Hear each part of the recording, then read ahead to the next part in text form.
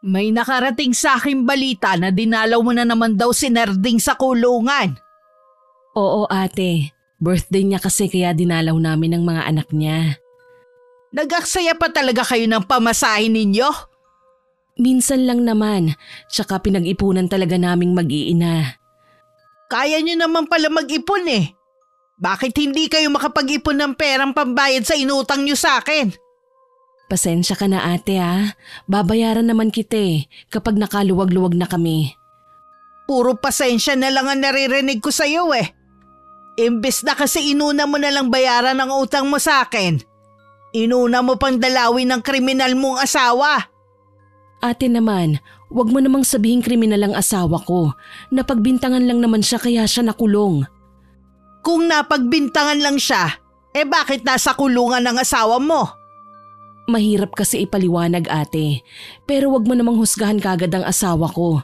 Hindi mo naman alam ang totoong nangyari Sige, pagtanggol mo pa ang walang kwenta mong asawa.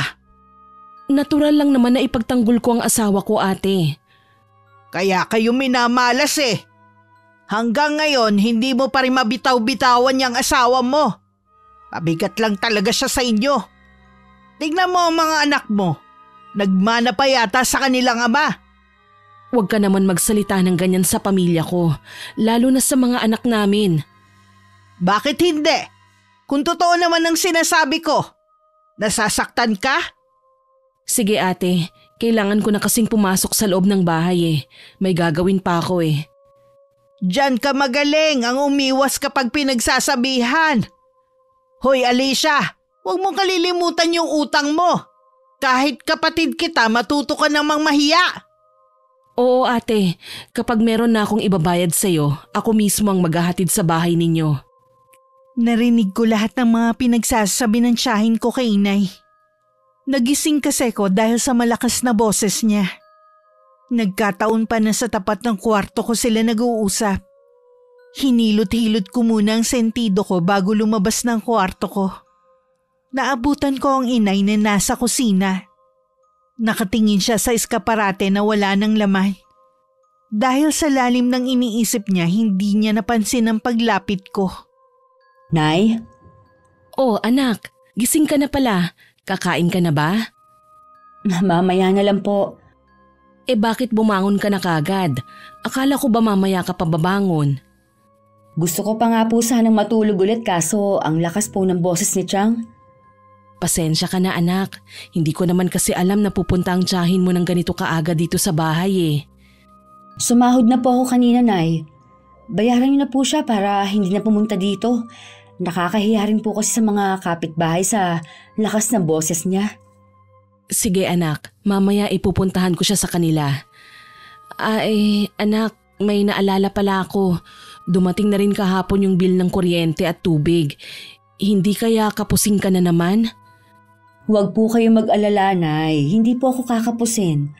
Bayaran niyo na rin po yun. Salamat anak. Mula nang makulong ang itay niyo, ikaw na ang umako sa naiwan niyang responsibilidad. Ayos lang po yun. Ako naman po ang panganay Ako na lang ang sasagot sa bigas natin. Bukas kasi may nagpapalabas sa akin. Sa Sabado naman sa sahod ang kapatid mong si Dondon. Siya na lang daw ang sasagot sa ulam natin sa buong linggo. Opo, sige Nay. Basta, huwag niyong abusuhin ang katawan niyo, ha? Ayokong magkasakit na naman kayo. Oo anak. Ibinigay ko na rin kay inay ang sahod ko. Agad na rin siyang umalis para pumunta sa bahay ng tiyahin ko. Ipinadala ko na rin ang bill ng ilaw at tubig para mabayaran na rin niya. Sa kanilang magkakapatid, ang inay lang ang mahirap. May kaya naman sina Tia Christy at iba niyang kapatid. Nakapagtapos lahat ng anak ng tiyahin ko. At ang dalawa nasa Canada pareho. Mula bata na sanay na kami na iba ang trato niya sa aming magkakapatid kumpara sa iba naming pinsan. Matagal ko na rin tanggap yun. Kaya kapag may salo-salo, hindi na ako pumupunta. Madalas kasi ako ang topic nila. Ugali na ng tiyahin kong yun na ipahiya ako sa mga kamag-anak namin. Dahil sa itsura ko at pagiging empleyado lang sa munisipyo. Para wala nang ang gulo, Kami na lang ang umiiwas ng mga kapatid ko. Ang perang nahiram ng inay ay ginamit sa graduation ng bunso kong kapatid na nasa senior high. Isa rin sa pinag-iipunan ko ang pagpasok ng kapatid ko sa koleyo. Mabuti naman may pera pala si Micah. Sumahod na kasi siya kahapon. Siya nga pala. Ipasok mo sa tubigan ko si Otoy. Kailangan ko pa kasi ng isa pang tauhan eh. Kasi ate, umi-extra siya sa construction sa pinapasukan ng Kuya Dondon niya. Sabihin mo sa kanya, umalis na kamo sa pinapasukan niya at lumipat sa akin. Gagawin ko siyang regular sa tubigan ko, kesa naman sa mababad siya sa initan. Kasi ngayong bakasyon lang naman siya doon. Nag-iipon kasi siya ng pandagdag para sa pag-aaral niya sa college. Ano ka mo? Mag-aaral ang anak mo sa college? Aba, ang taas naman ang pangarap ng anak mo. Sa tingin mo kaya kakayanin niyo? Si Micah naman ang magpapaaral sa kanya. Tsaka yun ang gusto ng mga anak ko. Magagastusan lang kayo. Sayang lang. Baka wala pang isang taon tumigil na rin niyang si Otoy.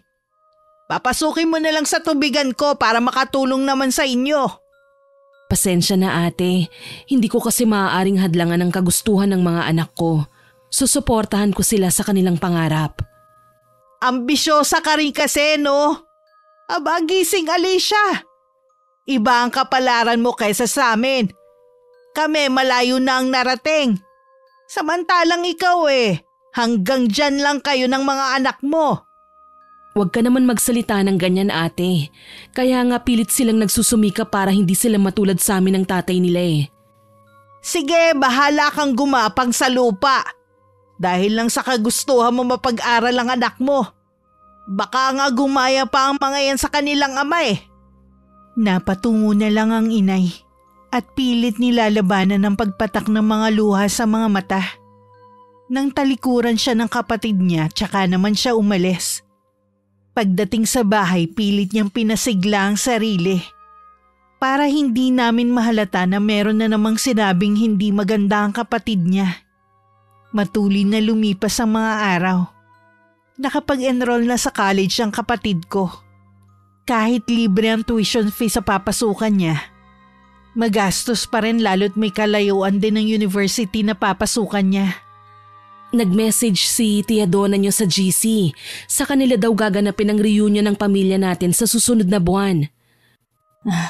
Ngayon pa lang po, sabihin niyo na hindi tayo pupunta para hindi sila umasa. Nakakahiya naman anak kung hindi tayo pupunta. Nandun lahat ng kapatid ko at ng mga pinsan ninyo. Nay, hindi po ba kayo nagsasawa na tuwing may reunion o okasyon ng pamilya natin, lagi na lang kayong nasa kusina? Hindi naman po kapamilya ang turing sa inyo Gusto lang nilang dumalo kayo para merong tagaligpit. Hayaan mo na anak. Pinapadalhan naman nila tayo ng mga tirang ulam Tsaka kailangan nating makisama. Hindi po kita pipigilan, Nay. Dahil alam kong sabik rin kayo makasama ang mga kapatid ninyo. Pero hindi po kami sasama magkakapatid. Sigurado na hahanapin kayo, lalo ka na. Opo naman, hahanapin talaga nila ako dahil wala silang pagtatawanan. Pagpasensyahan mo na lang sila, Iha, kung lagi ka nilang ginagawang katatawanan. Tanggap ko naman po na pangit ako, mataba ako, hanggang dito na lang ako. Hindi na makakapag-asawa. Ang hindi ko lang kasi matanggap, yung paano kayo tratuhin ng mga kapatid ninyo. Kaya, kung gusto ninyo pumunta, bahala ho kayo. Kung hindi kayo pupunta, lahat na lang tayo. Sigurado hong papatak ng linggo ang reunion.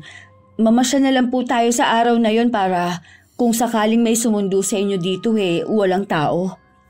Matagal na rin tayong hindi nakakapag-banding. Maganda nga yung plano mo. Siguradong matutuwa ang mga kapatid mo. Sigurado po yon. Lalo na si Otoy na ang hilig sa gala. Sinabihan ko ang inay na wag na lang magbukas ng GC nila. Naging abala naman siya sa mga ginagawa niyang ekstrang trabaho katulad ng paglalaba. Gusto rin niya kasi na may ambag siya kapag namasyal kami. Dumating ang araw ng reunion. Madaling araw pa lang ay umalis na kami. Malayo din kasi ang pupuntahan namin. Sa bahay ng pinsan ng Itay kami pupunta, na malapit sa tabing dagat ang bahay. Nagdala lang kami ng konting pasalubong para sa kanila at baon namin. Tingnan mo ang mga kapatid mo. Kanina pa ang mga yan parang hindi napapagod. Kanina nga po eh. Nagkapikunan na ang mga yan. Nagsabuyan ba naman ang buhangin? Minsan talaga parang mga aso't pusa ang mga yan. Sayang nga lang hindi natin kasama ang Itay nyo. Hindi po ako nawawala ng pag-asa na balang araw makakasama na rin natin ang Itay. Tama ka anak, may awa ang Diyos. Balang araw pakikinggan din niya ang mga dasal natin. Ha? Tumatawag sa akin si Tia Christy. Dala niya po ba ang cellphone niyo? Hindi iniwan ko sa bahay kanina Pasira-sira na rin naman kasi yun. Kaya siguro sa akin tumatawag dahil hindi niya kayo makontak. Bakit hindi mo sagutin?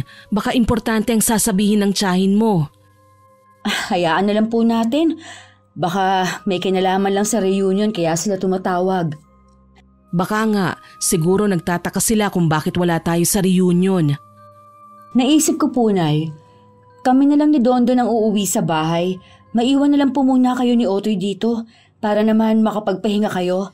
Sa 1 linggo pa naman po ang pasok niya sa eskwelahan Parang gusto ko yan. Siguradong matutuwa ang Tiyo Badong at Tia Esay mo. Narinig ko po kasi yung pinag-uusapan niyo kanina, kaya naisip ko na maiwan na muna kayo dito. Oo sige, pero 1 linggo lang ha. Ayoko naman na walang nag-aasikaso sa inyo sa bahay Kaya naman po namin ni Dondo ng mga sarili namin. Nung hapon nga kami na lang ni Dondo nang umuwi ng bahay. Pagdating agad na sinabi sa amin ng kapitbahay na ilang beses may nagpunta sa bahay at hinahanap kami.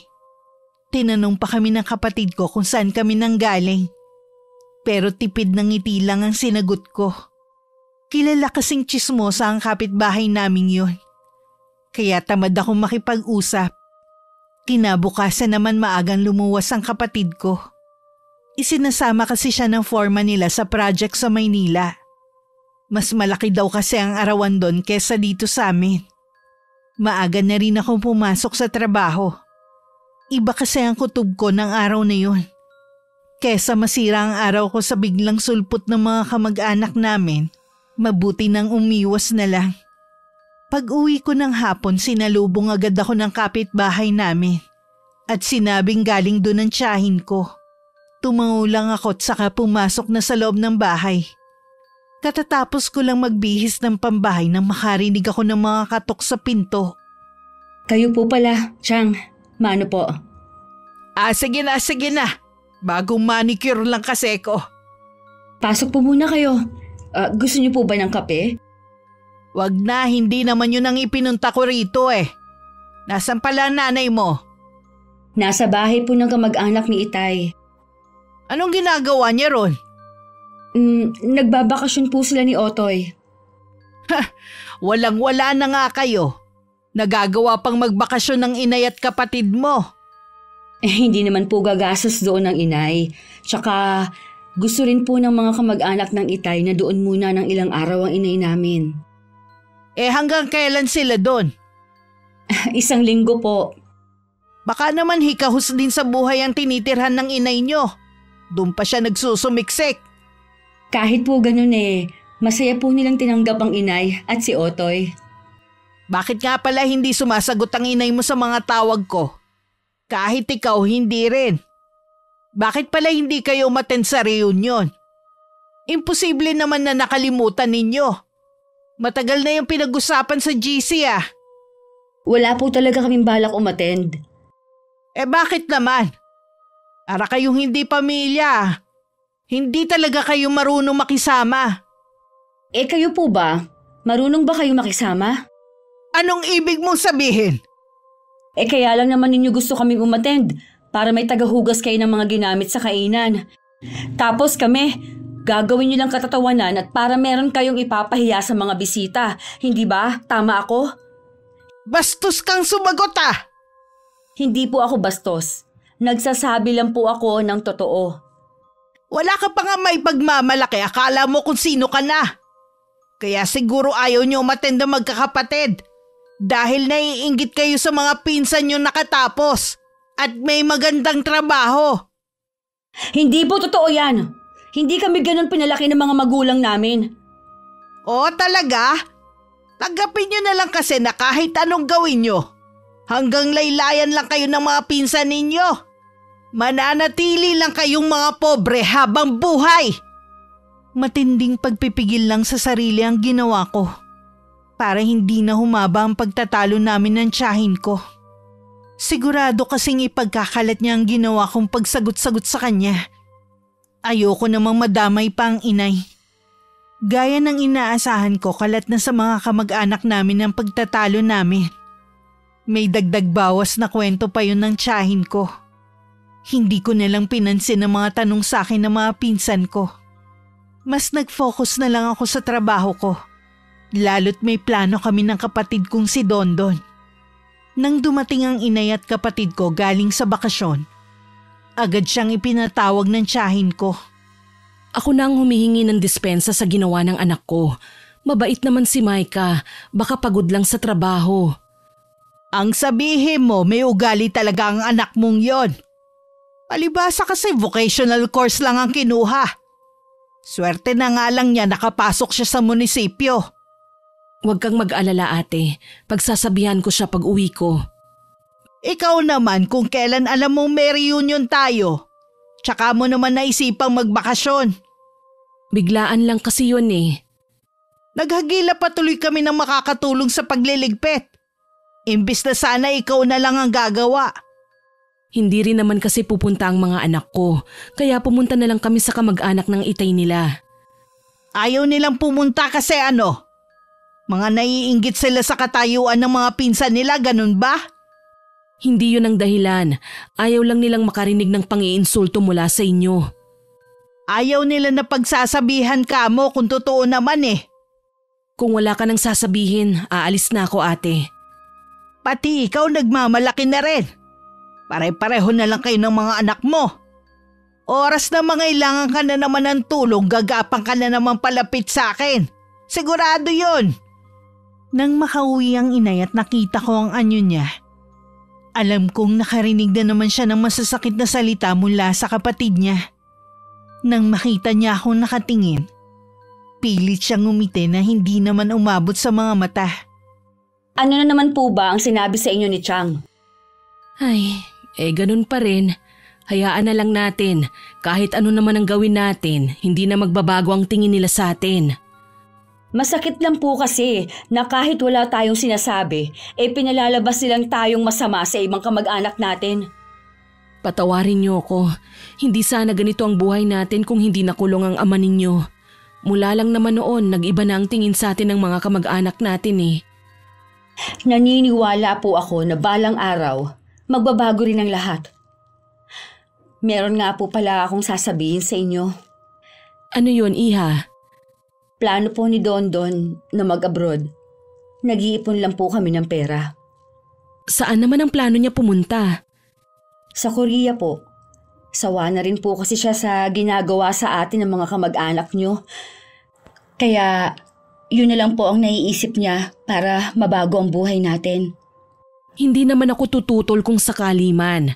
Ang akin lang, sana sarili niyang kagustuhan, hindi dahil sa ibang tao. Gusto rin naman po niya eh. Kaya nga po, sinusuportahan ko siya. Kaya pala sobrang sipag niya sa pagtatrabaho. May plano pala siyang mag-abroad. Kailangan ko rin palang magsipag para matulungan ko rin siya. Magtutulungan po tayo para sa iisang pangarap. Walang nakakaalam sa balak na pag-alis ng kapatid kong si Dondon. Pinakalihim-lihim talaga namin yon. Kahit ang inay halos araw-araw tumatanggap ng labahin. Para lang mabilis kami makaipon. Kumpleto na kasi ang requirements ng kapatid ko. Nakapag-aral na rin siya ng Korean language. Meron na rin siyang agency na inaplayan. Makalipas nga ang 3 buwan nakaalis na ang kapatid ko. Nalulungkot man pero kailangan namin magsakripisyo. Huwag na po kayong umiyak, Nay. Dapat nga masaya kayo dahil nakaalis na si Dondon. Hindi ko lang kasi maiwasan na malungkot. Wala na nga ang tatay niyo sa piling natin. Ngayon naman ay wala na rin si Dondon. Balak naman po niya na magbakasyon kapag nakadalawang taon na siya. Matagal pa yun. Ngayon pa nga lang miss na miss ko na ang kapatid ninyo. Ganoon din po si Dondon. Kaya lang, nagsakripisyo siya para sa atin. Kaya po dapat, hindi natin sayangin ang ginawa niya. Wala po dapat makaalam kung saan siya naroon. Tayong pamilya lang po niya ang nakakaalam sa pag-alis niya. Alam ko naman yun. Wala akong pagsasabihan na kahit sino. Huwag po kayong magpakita ng ganyan sa mga kapatid niyo, lalo na kay Tia Christy. Oo naman, tsaka bihira naman kaming magkita ng tiyahin mo Balita ko nagbabakasyon sila sa Boracay. Balang araw po makakapagbakasyon rin tayo sa Boracay.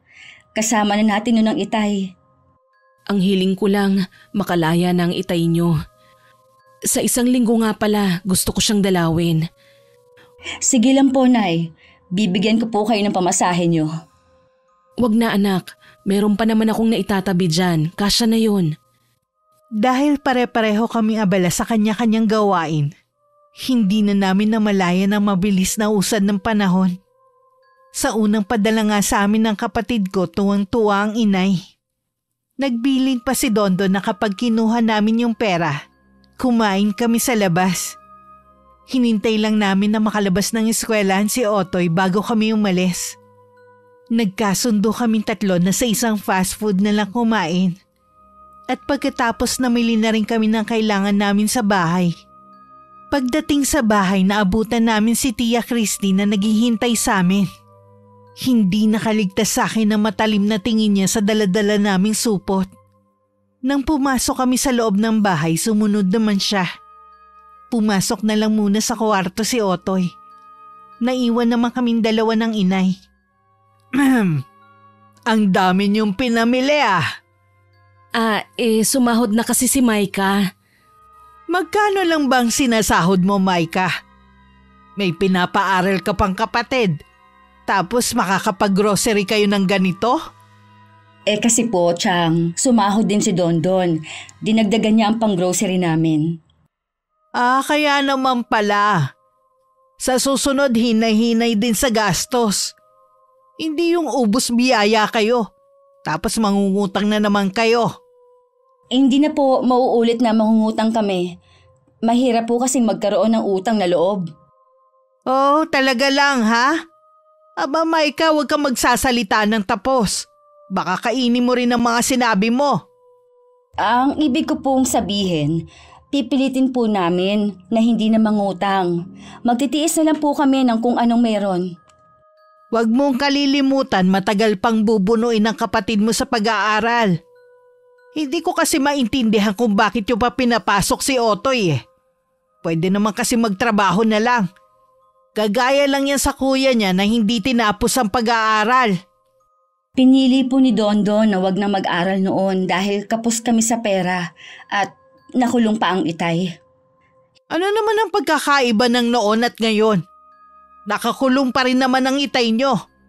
Tapos yung sahod mo kakarampot lang. Ang akin lang baka hindi mo mapanindigan yung kayabangan mo.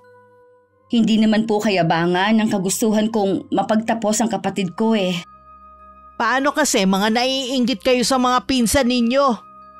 Hindi nyo na lang kasi tanggapin na iba ang kapalaran nila sa inyo. Ate naman, nakikiusap naman ako sa'yo. Huwag mo namang pagsalitaan ng ganyan ng mga anak ko. Isa ka pang mayabang Itong tandaan mo, Alicia. Hanggang dyan na lang ang buhay ninyo. Itong mga anak mo walang mararating sa buhay. Lalo na to si Maika. Sumusobra na kayo? Sino po kayo para husgahan ang buong pagkatao namin? Bakit lalabang ka ha? Malapit na po, maubos ang pasensya ko sa inyo.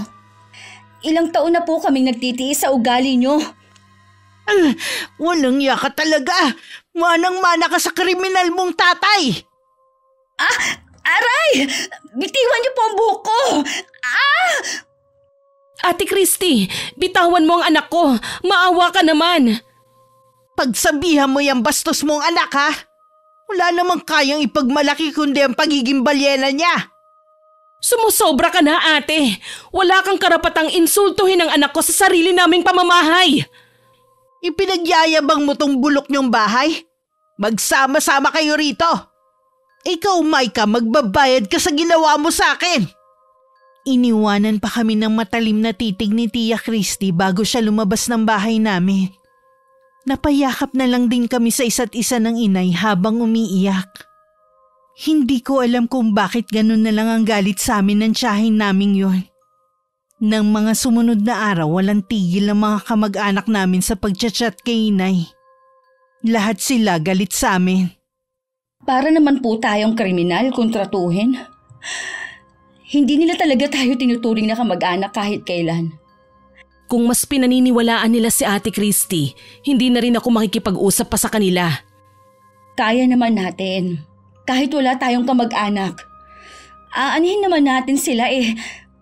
Kung puro panguhusga na lang ang nararanasan natin. Pasensya na kayo ha. Ngayon lang ako nagmatigas kay Ate Christy. Marami na rin kasi tayong hininging pabor sa kanila eh. Ayoko naman na masabihan na walang utang na loob. Tumatanaw din po ako ng utang na loob sa kanila. Kaya nga po, nagtitimpi rin ako. Pero sumasobra na po ang kapatid niyo. Dito po sa mismong bahay natin, pagsasalitaan niya tayo ng kung ano-ano. Hindi ba siya marunong mahiya? Ang inaalala ko lang, ang pagbabanta niya sa'yo.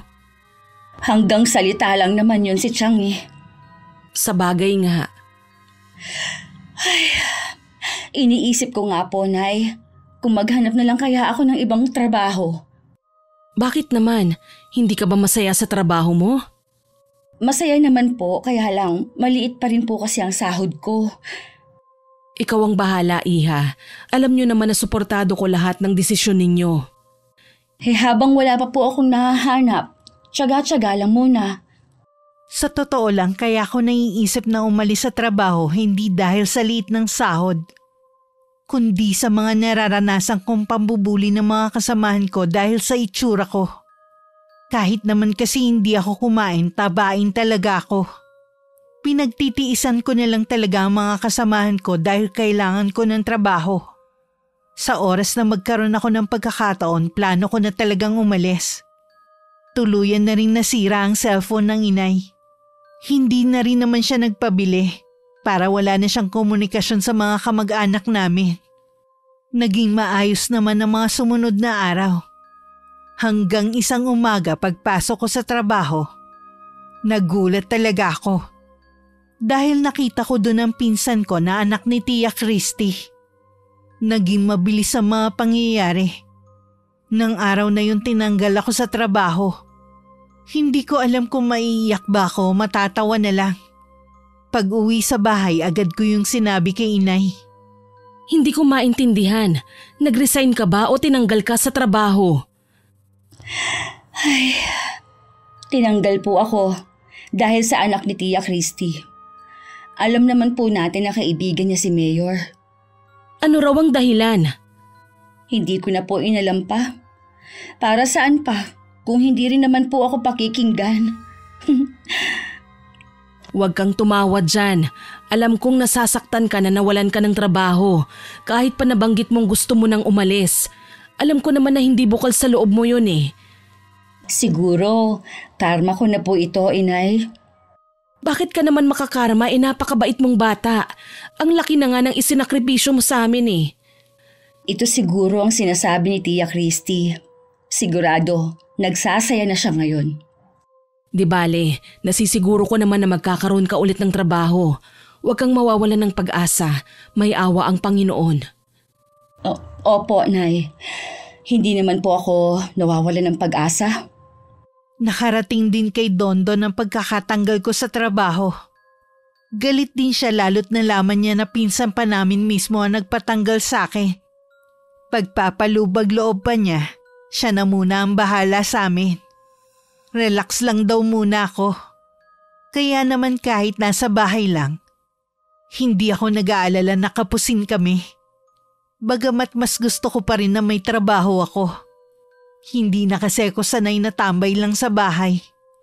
Habang nasa kwarto ako, narinig ko ang boses ni Tia Christy. Napakunot naman ang noo ko at saka inihanda ang tenga sa pakikinig. Anong ginagawa mo rito, ate? Gusto ko lang kayong kumustahin. Masama ba? Pagkatapos ipatanggal ng anak mo si Micah, mangangamusta ka? Ang totoo niyan hindi ko naman alam na ganun ang mangyayari. Pwede ba, Ate Christy, umalis ka na? Marami pa kasi akong gagawin Ikaw naman, matagal na nga tayong hindi nagkita Pinapaalis mo na ako agad. Nasaan nga pala si Micah? Nasa loob ng bahay. Anong ginagawa niya? Nasa kwarto lang niya at nagpapahinga.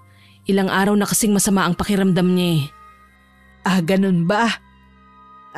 Alicia, baka gustong pumasok ni Micah sa tubigan namin. Hindi yun interesado. Tsaka di ba meron ka nang nakuhang tatao sa tubigan ninyo? Umalis na nung isang araw Wala talagang makatagal sa inyo. Kaya paano ko papayagan na magtrabaho sa inyong anak ko kung sakali? Maayos kaming makitungo sa mga tauhan namin. Sila tong may problema. Ganun ba? Marami namang naghahanap ng trabaho ngayon dyan. Sigurado na makakakuha naman kagad kayo. Gusto kasi ng asawa ko yung kamag-anak na. Para mas mapagkakatiwalaan na at makatulong na rin kami. Marami naman tayong mga kamag-anak Sa iba ka na lang magtanong. Alam mo namang may kaya ang mga kamag-anak natin at may mga tinapos. Walang papayag sa kanilang mamasukan sa tubigan namin. Pasensya ka na, ate. Wala akong maitutulong. Hindi mo ba pwedeng kumbinsihin si Micah? Gusto lang namin makatulong. Kesa naman nandito lang siya sa bahay ninyo. Kung talagang totoong nagmamalasakit kayo, bakit mo siya pinatanggal sa munisipyo? Sinabi ko naman sa'yo na hindi yun ang intensyon ko. Kaya nga gusto kong makabawi sa kanya Na ano, kuhanin siya sa tubigan nyo? Para ano, api-apihin ang anak ko? Umalis ka na, ate, bago kita ipagtulakan. Ang taas naman ng pride nyo. Pasalamat nga kayo, ako na ang lumalapit Mag-isip ka nga, Alicia. Nag-aaral pa ang bunso mo, no? Walang trabaho si Micah. Sa kayo kukuha ng panggastos. Huwag mong problemahin yun. Si Dondon na ang bahala sa amin. Ano? Sa construction lang naman nagtatrabaho ang anak mong yon? Hanggang kailan niya kayong masusuportahan? Wala ka nang pakialam doon, ate. O sige, aalis na ako. Pero pakatandaan mo, wag kang lalapit sa akin para humingi ng tulong. Huwag kang mag-alala, ate. Hindi na mauulit na lalapit pa kami sa inyo. Nang marinig ko ang mga sagot ni Inay kay Chang, hindi ko maiwasan na mapangiti. Dati kasi hindi marunong sumagot at mga tuwiran ng inay. Kaya inaabuso siya ng kapatid niya. Malaki rin talaga ang naitutulong kapag alam na kaya na naming tumayo sa sariling paa. Hindi naman makapaniwala ang Chang sa pagmamatigas ng inay. Kahit nung paalis na siya, palingon-lingon pa rin siya. Nang wala na ang tiyahin ko, tsaka ako lumabas. Kanina ka pa ba gising? Opo, Nay. Narinig ko rin po ang pinag-uusapan ninyo ni Chang. Ang tagal kong naging bulag sa mga ginagawa sa atin ng kapatid ko. Masyado ko ring minaliit ang sitwasyon natin noon dahil na rin sa kakulangan sa pera. Sinabi ko naman sa inyo noon, sinasamantala nila ang sitwasyon natin. Pwede naman tayong hindi pumayag pero sabi nyo, lagi naman tayong nakakahingi ng pabor. Pero lahat ng yon may kapalit. Oo nga, anak. Mula ngayon, hindi na ako papayag na maliitin nila tayo. Tama po yan, Nay. Sabi nga ni Dondon, kung makakalipat nga daw tayo para malayo na tayo sa mga mata ng mga mapanghusga nating kamag-anak Sayang naman itong bahay na naipundar ng ama ninyo. Tsaka ito na lang ang maipapamana namin sa inyo kung sakaling mawala na kami. Yun nga po ang sabi ko. Nag-iipon lang daw po siya para maipagawa itong bahay natin. Kaya nga po, gusto ko na rin makahanap ng trabaho eh. Huwag kang tumigil sa pagdarasal. Makakahanap ka rin ng trabaho na nakalaan para sa'yo. O di kaya, bakit hindi ka magnegosyo? At least wala kang magiging amo. Kapag po wala pa akong nakukuhang trabaho ngayong buwan na to, Mula na nanggaling sa amin ng tiyahin ko, hindi na ulit siya nagpunta. Lagi pa rin namin siya nakikita sa labas. Maging ang pamilya niya pero hindi kami pinapansin. Marami rin silang patama sa amin sa Facebook. Alam namin na para sa amin yun. Dahil kami lang naman ang pobreng kamag-anak nila.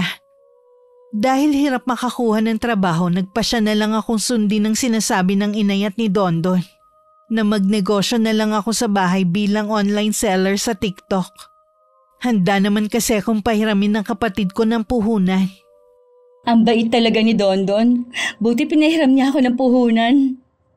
Gusto lang bumawi ng kapatid mo sa'yo. Noong mga panahon naman na nag-aaral siya, ikaw naman ang sumusuporta sa kanya. Tungkulin ko po yun sa kanila bilang ate. Natutuwa ako at lahat kayo magkakasundong magkakapatid.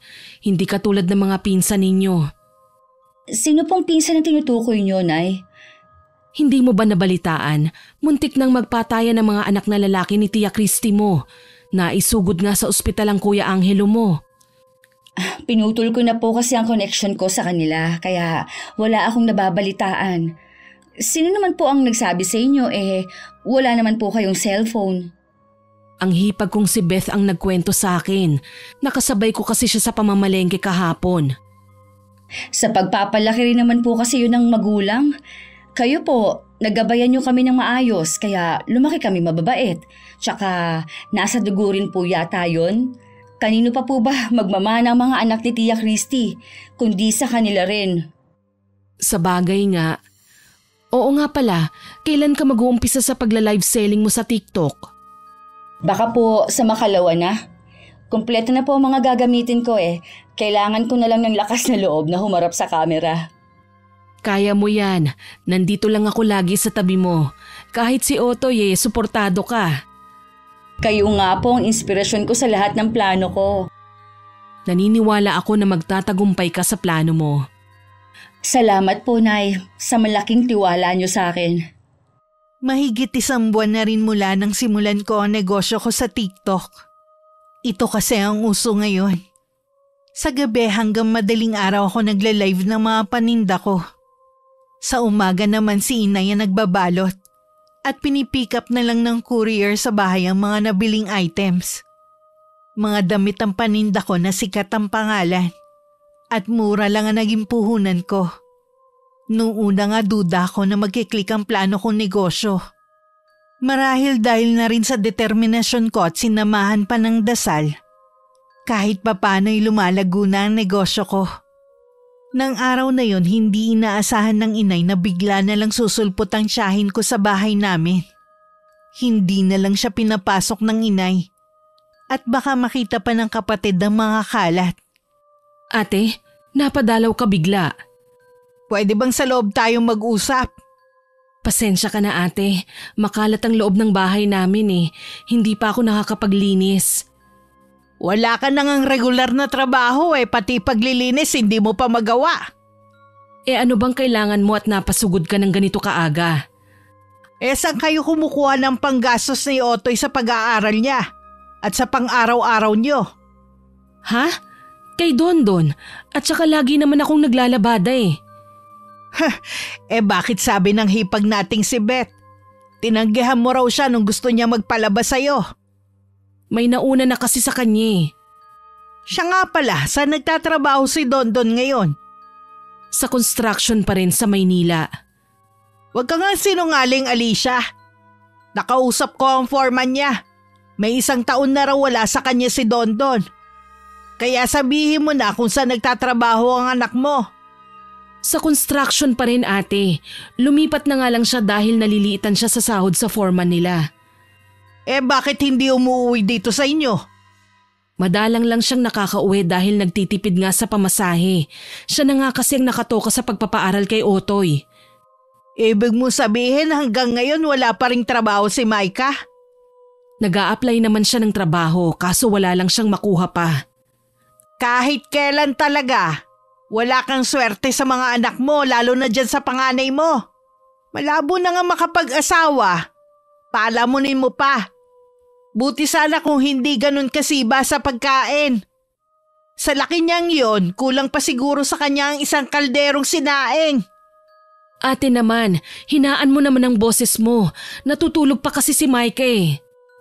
Ano? Natutulog pa rin hanggang ngayon? Aba, anong klaseng babae yan? Hindi na nakakapagtaka na wala siyang mahanap na trabaho. May katamaran naman pala eh. Para matapos na lang ang pag-uusap, itinikom na lang ng inay ang kanyang bibig. Marami pang sinabi ang tiyahin ko bago siya umalis. Naghinanakit naman ng inay pero para wala ng gulo, hinayaan na lang niya. Ayaw din kasi niyang malaman ng kapatid ang totoo naming kalagayan. Dahil sa laging puyat, hindi ko na malayan ang pagdating ng tiyahin ko. Kung hindi pa sinabi ng inay.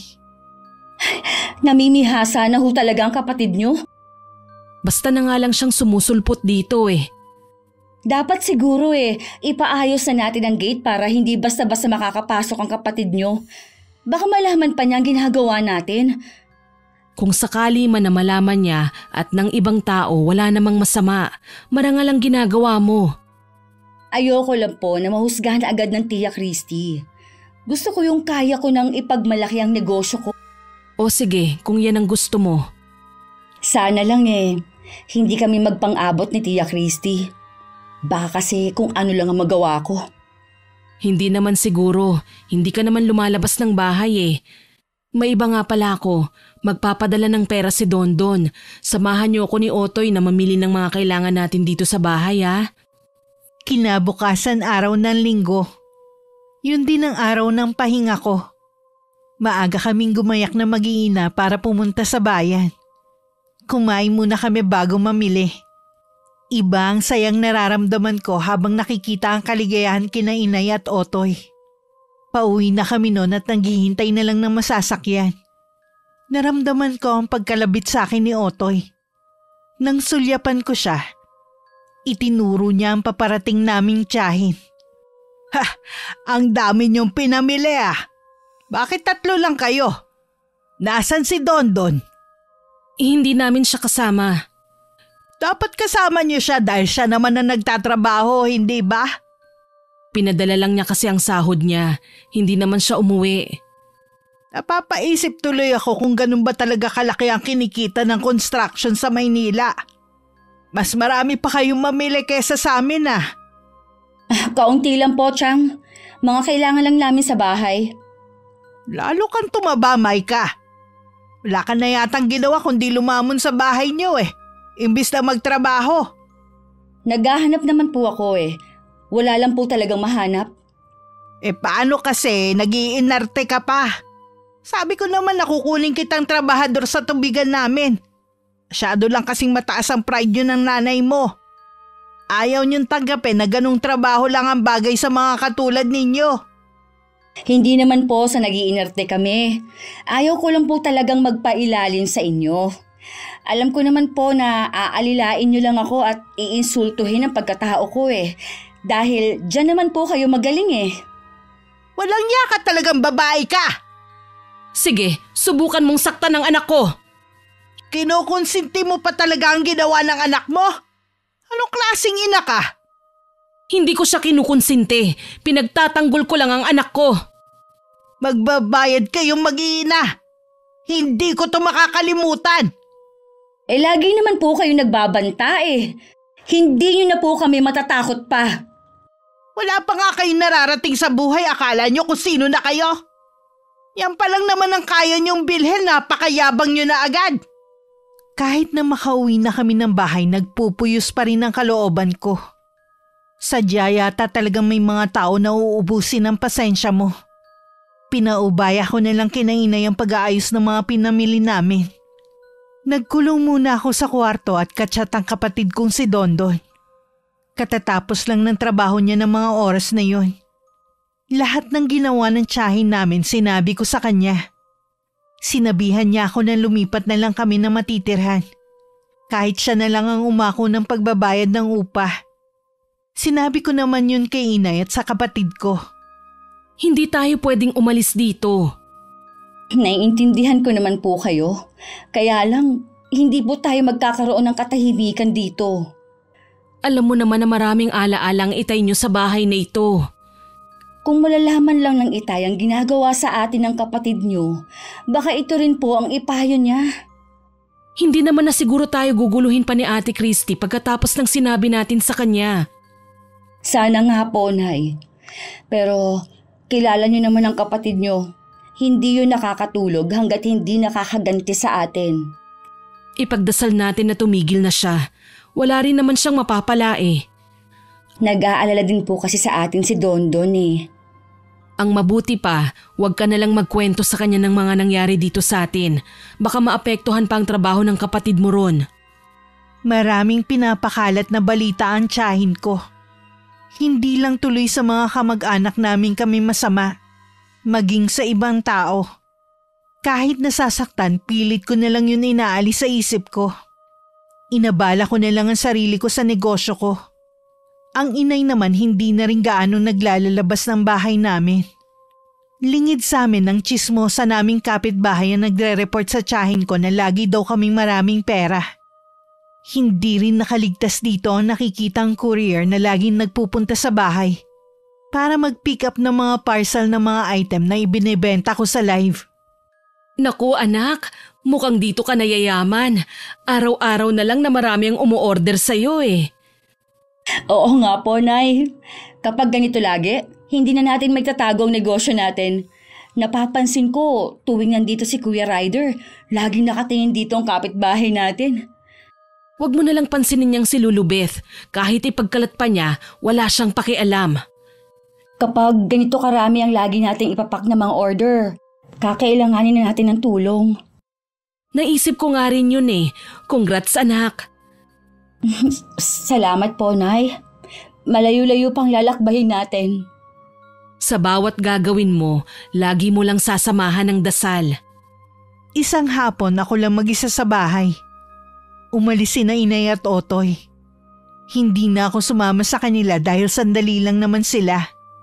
Habang nakatambay ako sa labas, dumating naman si Tia Christy. Akma na sana akong papasok sa loob ng bahay nang pigilan niya ako.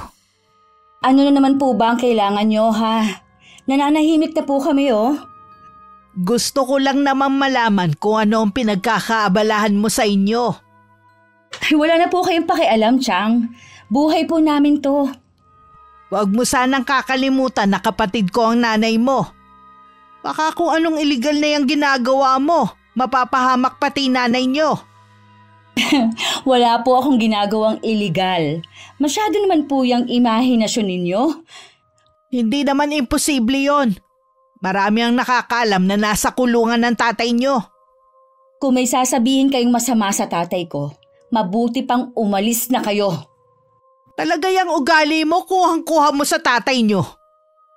Napapansin ninyo ang sama ng ugali ko, pero yung sama ng ugali ninyo, hindi nyo po nakikita. Ay, ito ha. Payo ko lang sa'yo.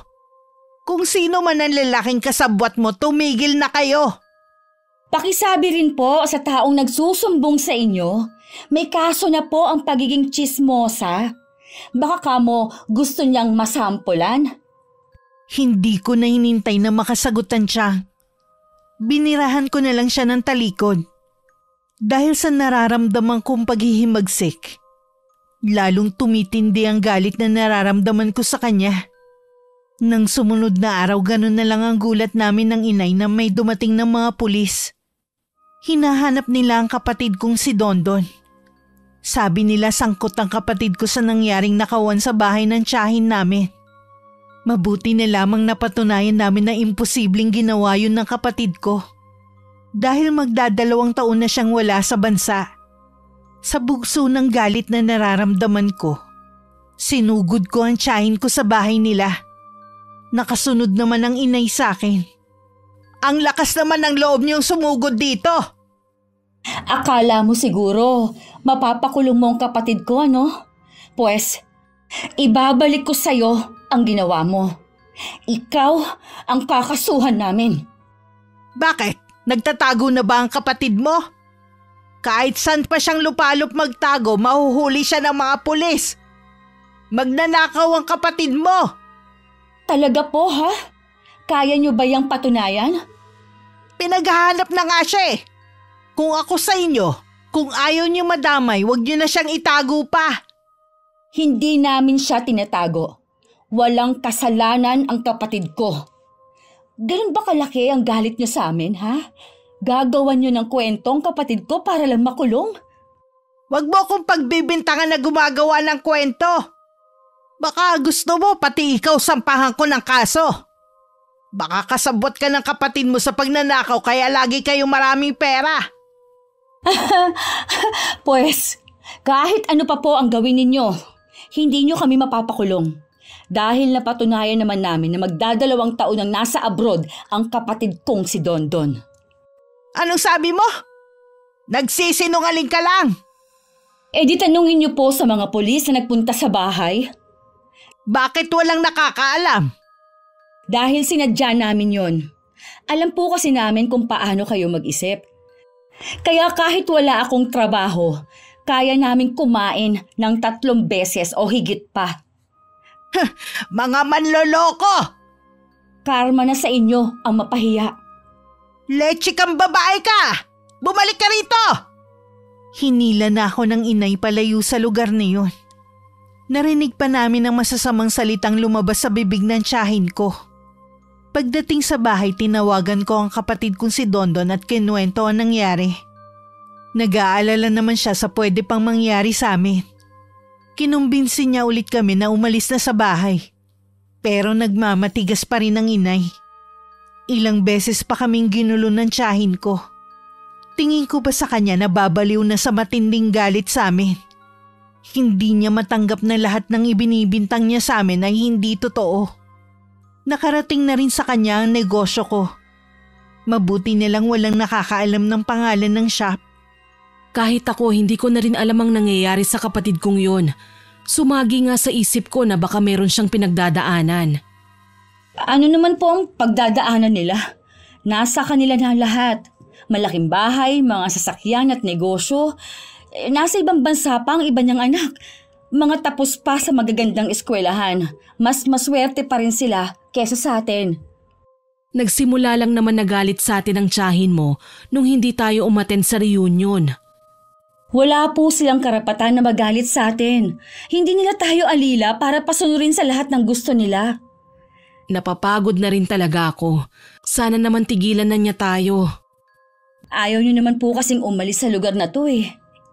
Di ba pinaliwanag ko ng dahilan? Opo, pero ang sa akin lang naman, wala na tayong katahimikan dito. Siya nga pala, dadalawin ko ang tatay niyo sa 1 linggo. Sasama ka ba? Sige po, sasaba ako sa inyo. Dahil siguro sa nangyaring pagkakapaya lalong nagalit sa akin ng tiyahin ko. Lumalabas kasi sa lugar namin na puro kasinungalingan lang ang binabato sa amin. Ang iba naming kamag-anak ay biglang bumait sa amin. Lalo't nakikita nila ang malaking pagbabago sa buhay namin. Pero imbes na matuwa, nakaramdam ako ng inis. Madalas na rin silang dumadalaw sa bahay. Ang ginagawa ko, umaalis ako. Gaya ng araw na yun. Nasa may basketball court ako noon. Nanunood sa mga batang naglalaro. Nakaupo ako sa malayo sa karamihan kaya walang nakakapansin sa akin. Naramdaman ko na may umupo sa tabi ko. Paglingon ko, isang matandang lalaki na may mga dalang paninda na gamit sa kusina. Mukhang hindi maganda ang pakiramdam niya. Ayos lang po ba kayo, Lolo? Medyo nahihilo lamang kasi ako. Napakainit kasi ng panahon. May tubig po ba kayong dala? Kanina pa nauubos. Kanina humihingi ako sa may tubigan. Pinagtabuyan lamang ako ng babae. Wala kasi akong pambili. Kilala ko po yun. Masama po talaga ang ugali ng babaeng yon. Halata nga sa kanya. Dito lang po kayo. Bibilhan ko na lang po kayo ng tubig. Nako, nakakahiya, iha. Wala po yon. Hintayin niyo lang po ako dito ha. Malapit lang naman ang tindahan sa pwesto namin. Nagmadali na akong pumunta sa tindahan at bumili ng malaking mineral water. Binilhan ko na rin ng matandang lalaki ng pagkain niya. Pagbalik ko, nadatnan kong nakasandal ng matanda at nakapikit. May humaplos na awa sa puso ko sa itsura nito. Lolo, ito na po ang tubig. Binilihan ko na rin po kayo ng pagkain. Salamat sa iyo, Ining. Napakabuti mo. Alam ko po kasi kung paano malagay sa sitwasyon ninyo. Kanina'y napansin ko na tila may bumabagabag sa iyo. Ang lalim kasi ng iniisip mo. Marami lang pong naglalaro sa isipan ko. Minsan, naiisip ko kapag sobrang bait, lalong inaabuso ng ibang tao, lalo't kamag-anak. Nababasa ko rin sa mga mata mo. Ang galit na matagal mo nang kinikimkim. Gusto mo bang ilabas yan? Kung ang ibig niyo pong sabihin ay gumanti ako, hindi po kami tinuruan ng gano'n ng mga magulang namin. Kung itatago mo lang kasi ang nararamdaman mo, ikaw din ang mahihirapan. Bibigat lalo ang nararamdaman mo at baka magkasakit ka pa niyan. Paano ko po ito mailalabas? Ayoko naman po na maging masama ang tingin sa akin ng mga tao. May ibibigay ako sa iyo. Tanggapin mo bilang pasasalamat ko sa iyo. Itim na kandila at libreta? Para saan po ito? Magagamit mo yan laban sa taong kagalit mo.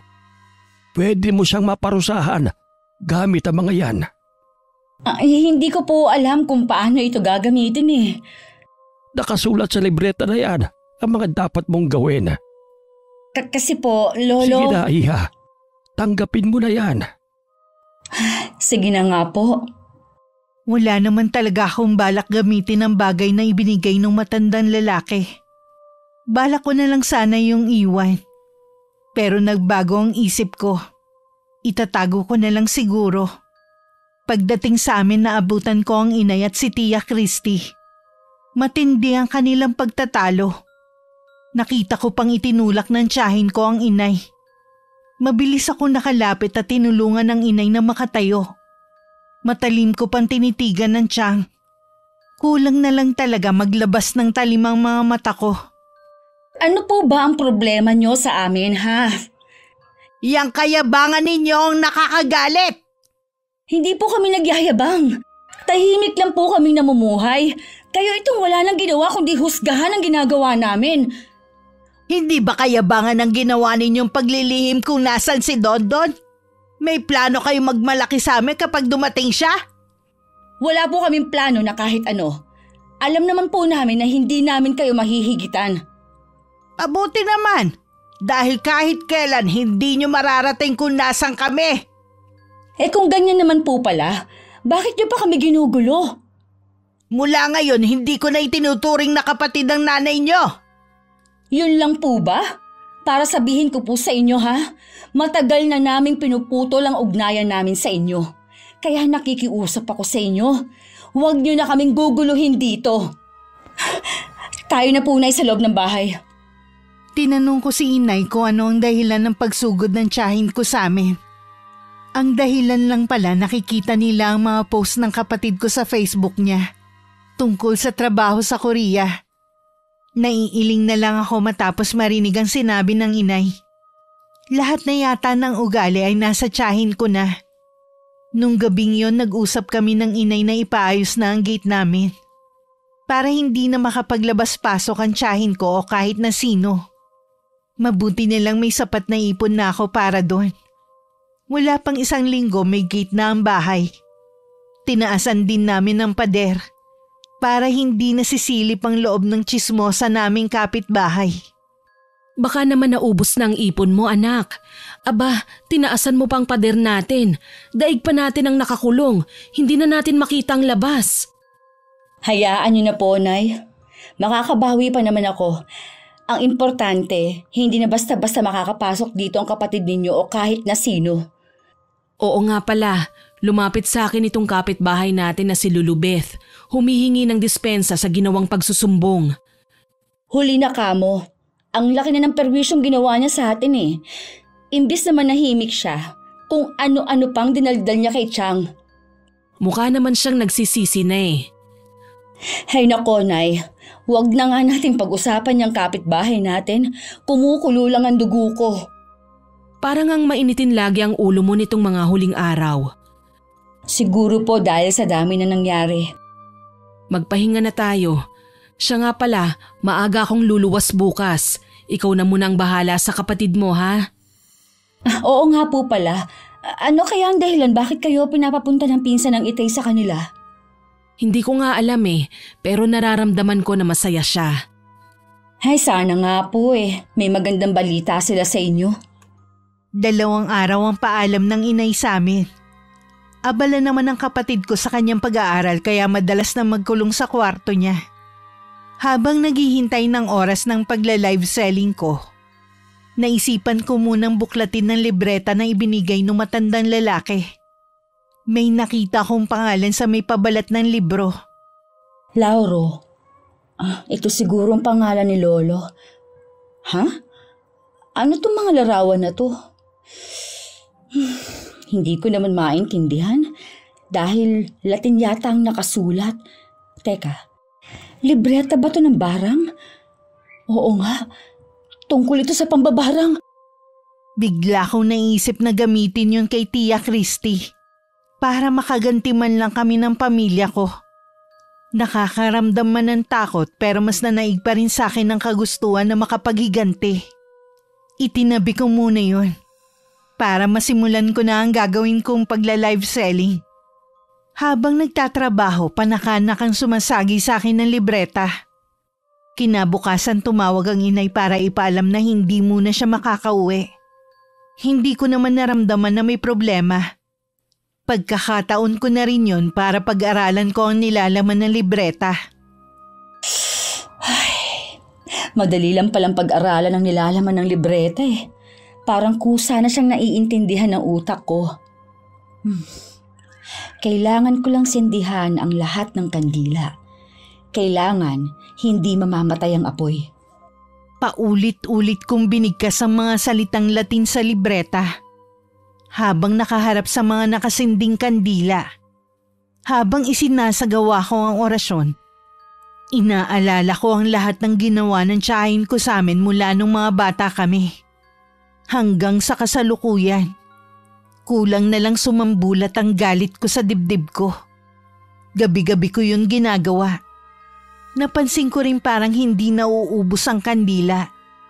Sa 5 araw dumating ang inay. Kitang-kita sa kanya ang saya. Nang ikwento niya sa amin ang dahilan kung bakit siya pinatawag ng pinsan ng Itay. Kahit kami ni Otoy napaiyak sa tuwa. Naibenta na raw ang lupang minana ng magpipinsan sa kanilang lolo. Malaki-laki rin na napagbentahan na hindi na kami mamamroblema pagdating sa pera. Sigurado na matutuwa ang Itay nyo nito. Kailangan ko siyang madalaw para masabi ko sa kanya. Sa laki po ng pera na yan, Nay. Pwede na nating maipagawa itong bahay o di kaya bumili na lang sa ibang lugar. Kaya nga kailangan kong makausap ang Itay ninyo. Buong akala ko talaga puro hirap at pagdurusa na lang ang mararanasan natin. Sabi ko naman sa iyo may awa ang Diyos. Iaalis din niya tayo sa sitwasyon na puro problema. Hindi na tayo pwedeng matahin ng mga kamag-anak nyo, Nay. Kung iniisip mo na maghigante, wag anak. Piliin mo pa rin na maging mabuti. Ay, opo, Nay. Baka dahil din sa pera na tanggap nyo, magbago ang pakikitungo nila sa inyo. Pakikiharapan ko naman sila ng maayos, pero kailangan merong limitasyon din. At saka hindi ko naman pera ito sa tatay nyo yun. Doble ang sayang naramdaman ng Itay nang dalawin namin siya at sabihin namin ang balita. Napag-usapan din nila ni inay na ipaayos na ang bahay namin. Sa tagal kasi luma na at marami na rin sira lalo na sa may kusina. Pag-uwi namin agad ko naman hinarap ang libreta. Muli ako umusal ng mga salitang Latin na galing doon. Nang mag-umpisa na kami sa pagpapagawa sa bahay, maraming kapitbahay ang nakiusyoso. May mga nagtatanong pero tipid lang silang sinasagot ng inay. Bakit po kayo pinuntahan ni Tia Beth? Nangungumusta lang naman. Tsaka mabait naman sa atin ang Tia Beth mo noon pa. Maliban sa asawa niya at mga anak. Micah, ngayon meron na tayong pera. Sana naman huwag kang magbabago. Ayokong isipin nila na totoo ang binibintang ng Tia Christy mo sa atin. Wala naman po akong pakialam kahit paulit-ulit pa tayong husgahan ng kapatid niyong yun. Micah, huwag ka munang umalis. Bakit ba parang laging galit ang batang yun? Samantala ng mga sandaling yun, tumatalab na ang ginagawa kong orasyon sa tiyahin ko. Mag-isa lang siya sa tubigan noon. Dahil nga walang makuhang helper, mag-isa na lang siyang gumagawa ng trabaho. Kanina pa balisa si Tia Christy. Pakiramdam niya kasi may bumubulong sa kanyang tenga. Para bang may insekto na umaali-aligid. Itinigil niya muna ang paglilinis ng mga galon na pinaglalagyan ng tubig. Ba't ba naninigas tong tiyan ko? Mamaya pa naman ako susunduin ng asawa ko. Wala naman akong kinain na kakaiba kanina. Bakit parang... Sa tindi ng nararamdamang hilab sa tiyan, hindi napigilan ni Tia Christy na masuka. Matinding sindak pa ang naramdaman niya. Nang makitang may kasamang gumagalaw na uod ang kanyang suka. Nagluluksuhan pa ang mga yon na tila nagtatampisaw sa suka niya. Sa nakikita muling humilab ang kanyang tiyan. Makailang beses pa siyang sumuka. Hinang-hina na siya pero hindi pa rin tumitigil sa paghilab ang tiyan niya. Sa natitirang lakas tinawagan niya ang asawa. Naabutan siya ng tiyuhin ko na wala ng malay. Agad naman siyang dinala sa ospital. Sa pagtataka nila mag-asawa, okay naman ang mga pagsusuri sa tiyahin ko. Pagdating sa bahay, muling nagtitili ang tiyahin ko. Dahil sa mga tumubong bukol sa kanyang muka at katawan. Ano ang mga to? Dalhin niyo na ako sa ospital. Baka kung ano na ang sakit ko. Parang awa niyo na. Nakarating naman kay Inay ang nangyayari kay Tia Christy. Akala ko matutuwa siya pero nagkamali ako. Gusto pa niyang dalawin ng kapatid dahil sa pag-aalala. Kaya nga lang nasa Maynila daw ito at doon nagpapagamot. Sabi ni Beth, baka daw sa 1 linggo pa makauwi ang tiyahin niyo. Hihintayin ko na lang siguro siyang makauwi. Hindi ko naman kasi alam kung saan sa Maynila dinala ang tiyahin mo. Sa kabila po ng ginawa niya sa atin, nag-aalala pa rin kayo sa kanya? Kinalimutan ko na ang mga yon. Mabuti pa kayo madaling makalimot. Hindi kita pipilitin na kalimutan ang mga ginawa ng tiyahin mo sa'yo. Pero sana balang araw, magawa mong magpatawad. Hindi ko po alam. Napuno na rin po kasi ako eh. Ang daming biyayang dumarating sa atin. Hindi pa ba sapat yun para mahanap mo sa puso mo ang pagpapatawad? Ay, ngayon lang naman po tayo sinuswerte sa buhay. Mas mahaba pa rin yung panahon na puro hirap ang dinanas natin sa mga kamag-anak natin. Naiintindihan ko, Iha. Sana wag mo kong pagbabawalan na dalawin ang tiyahin mo. Hindi po, Nay. Salamat, anak. Sa loob ng ilang araw nakikita ko laging nagdadasal ang inay. Alam kong ipinagdarasal niya na gumaling na ang kapatid niya. Nakakaramdam din naman ako ng sundot ng konsensya. Pero pilit ko lang yun nilalabanan. Nang malaman nga ng inay na umuwi na si Tia Christy, nagmamadali siyang pumunta sa bahay nila para dumalaw. Nagdala pa siya ng mga prutas. Pagdating sa bahay ng tiyahin ko, maluwag siyang tinanggap ng bayaw at mga pamangkin. Sinamahan pa siya sa isang silid kung saan naroon ang kapatid niya. Alicia, ikaw nga ba yan? Ako nga ito, Ate Christy. Kumusta ka na? Hindi mabuti. Kung saan-saan na ako dinala ng pamilya ko. Pero hindi pa rin ako gumaling-galing sa sakit na dumapo sa akin. Ano bang sabi sa'yo ng mga doktor? Pare-pareho sila ng sinasabi. Wala naman daw makitang diferensya sa akin. Paano nila maipapaliwanag ang mga dumadaming bukol sa katawan ko? Oo nga ate. Tsaka bakit parang pumipintig-pintig ang mga bukol mo? Sobrang sakit ng mga to. Hindi ako pinapatulog sa gabi. Pakiramdam ko rin barado na ng kung anong insekto ang tenga ko. Laging may umuugong. Sinubukan niyo na ba ulit magpatingin sa espesyalista? Huwag dapat kayong sumuko. Gustuhin ko maghanap ng magagaling na doktor, ayaw na rin naman ng asawa ko at mga anak. Mauubos lang daw ang pera namin, pero hindi ako gagaling. Yun lang ba ang mahalaga sa kanila? Pera? Baka nga hanggang dito na lang ako. Huwag mong sabihin yan. Manalig ka lang, gagaling ka. Tingnan mo ang mga sugat ko, Alicia. Buhay pa ako pero inuuod na ako. Bakit ganyan ang mga sugat mo, ate? Parang hindi ordinaryo ang sakit na dumapo sa'yo. Hindi kaya nababarang ka? Ano? Barang? Sino naman ang pwedeng gumawa nito sa akin? Huwag mo nang isipin ang bagay na yon. Maghahanap ako ng magaling na albularyo. Salamat ha. Sa kabila ng mga ginawa ko sa'yo, ikaw pa talaga ang tutulong sa akin. Alam mo ba na yung iba nating kamag-anak, isang beses lang dumalaw sa akin para pa silang nandidiri. Ang paggaling muna ang isipin mo, ate, hindi ang ibang tao. Aalis ka na ba agad? Babalik na lang ako. Maghahanap pa ako ng albularyo. Magdasal ka lagi. Walang mas higit na makapangyarihan kundi siya. Halos hindi nabitiwan ni Tia Christy ang kamay ng inay nang magpaalam siyang uuwi na. Pagdating sa bahay, kita ang labis na pag-aalala ng inay. Hindi rin siya gaanong nakakain ng hapunan. Dahil sa kuryosidad, hindi ko na rin natiis na magtanong sa kalagayan ni Tia Christy. Ano pong lagay ni Tia Christy? Ay, nakakaawa ang kalagayan ng tiyahin mo. Sabi ko nga wag mawawalan ng pag-asa eh. Ano po ba ang totoong sakit ng tiyang? Parang malala na po kasi kung magsalita kayo eh. Tingin ko binabarang ang tiyahin mo. Paano niyo po nasabi na may bumabarang kay Chang? Sigurado ko, iha, na mayroong sumasalbahe sa tiyahin mo dahil sa mga sugat niya.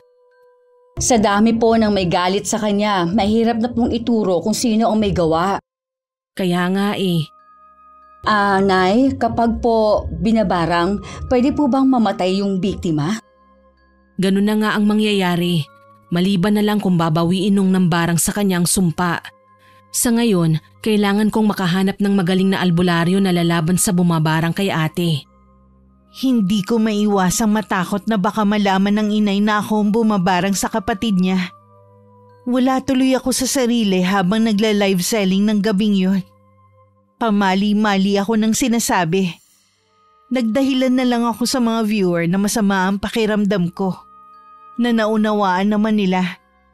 Marami pa rin naman ako na ibenta ng gabing yun. Nakaramdam na naman tuloy ako ng sundot ng konsensya habang nagbabalot ng mga order. Biglang sumagi sa isip ko ang sinabi ng inay na maraming biyaya ang dumarating sa amin. Patawarin ko na kaya ang tiyahin ko. Sapat na ba ang paghihirap niya para mapagbayaran ang mga ginawa niyang kasalanan sa amin? Bigla ko naisip ang mga ginawa ni Tia Christy. Nagpa siya kung hindi bawiin ang barang sa tiyahin ko. Kumpiyansa rin ako na hindi makakahanap ng albularyo ang inay. Buong maghapon nun ang inay na wala sa bahay. Nagpaalam siya kaninang umaga na may pupuntahan lang. Kahit hindi sabihin, alam kong naghahanap siya ng albularyo. Nang makauwi ng bahay, baka sa mukha ng inay ang kawalan ng pag-asa. Bakit ngayon lang po kayo? Kayo na pa namin kayo hinihintay ni Otoy eh. Dumaan na rin kasi ko kay Ate Christy. Lalong lumalala ang kanyang kalagayan. Kanina nga sigaw siya ng sigaw sa sobrang sakit ng nararamdaman niya. Huwag na lang po kayong dumalaw kay Chang. Apektado na rin po kasi kayo eh. Ipinapaubaya ko na lang sa Panginoon ang kalagayan ng kapatid ko. Naway bigyan pa siya ng pagkakataon na mabuhay ng matagal. Ganun na nga lang po talaga ang magagawa niyo. Binabagabag na talaga ako ng konsensya ko. Lalo't araw-araw umaalis ang inay para maghanap ng albularyo. Kahit puyat nung nagdaang gabi, hindi naman ako dalawin ng antok. Ewan ko ba? Paglabas ko ng bahay parang may sariling isip ang mga paa ko na humakbang papuntang simbahan. Pagtapak pa lang ng mga paa ko sa sahig ng simbahan, tila may humaplos na mainit na kamay sa puso ko. Napaiyak na lang ako habang kinakausap ko siya. At sinasabi ang lahat ng bigat na nasa dibdib ko. Lumabas lang ako ng simbahan nang malapit ng gumabi. Sa kauna-unahang pagkakataon din nakaramdam ako ng tunay na kapayapaan. Pagdating sa bahay, pagpasok ko sa kwarto ko, naroon ang inay. At hawak ang libreta. Nay? Sa'yo ba ang libreta na ito, Micah? Alam mo ba kung ano ito? May nagbigay lang po sa akin yan. Sino? Sabihin mo kung sino siya. Isang matandang lalaki na naglalako ng paninda. Huwag mong sabihin na ginamit mo ito sa tiyahin mo. Patawarin niyo ako, Nay. Nagdala lang po ako ng matinding galit ko at sama ng loob. Masama anak ang gumanti. Hindi ba yan ang lagi naming sinasabi sa inyo ng tatay ninyo? Patawarin niyo po ako. Nagsisisi na ako sa ginawa ko. Kung ano man ang ginawa sa'yo ng Tia Christy mo, ipasa Diyos mo na lang ang lahat. Ibigay mo sa Kanya ang lahat ng bigat sa dibdib mo. Ginawa ko na po yan, Nay. Galing ako sa simbahan kanina. Salamat anak. Alam kong mananaig pa rin ang kabutihan sa puso mo. Nang sandaling yun tinapos ko na ang ginawa kong pangbabarang sa tiyahin ko. Ang mga kandilang itim at libreta'y binaon ko na sa lupa gaya ng utos ng inay. Sinabi rin niya na baka nakilala kong matanda ay ang nangunguha ng kaluluwa at ikinukulong nito habang buhay sa walang hanggang karimlan. Gumagala daw talaga yon para maghanap ng mga taong puno ng galit at hinanakit sa puso para pagbigyan ng itim na kandila at libreta. Makalipas nga ang 1 linggo na balitaan namin na magaling na si Tia Christy. Dumalaw rin siya sa amin para magpasalamat kay inay. At personal na humingi ng kapatawaran sa amin. Micah, sana mapatawad mo ko sa lahat ng mga masasakit na nagawa ko sa iyo. Yung nangyari sa akin na nagmulat sa mga mata ko sa mga naging kasalanan ko. Wala na po yun. Sana po mapatawad niyo rin po ako. Yung mga sinabi mo, tama lang sa akin. Dahil tumanda ako na walang pinagkatandaan. Tutal, nagkapatawaran na tayo. Kalimutan na natin ang nangyari. Pamilya pa rin tayo. Yun ang mahalaga.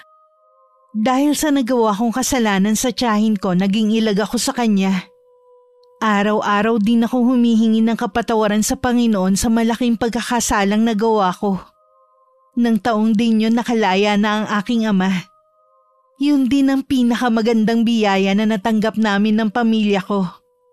Ang mabuo kami pagkatapos ng ilang taon na sakripisyo, hirap at pagdurusa. Wakas.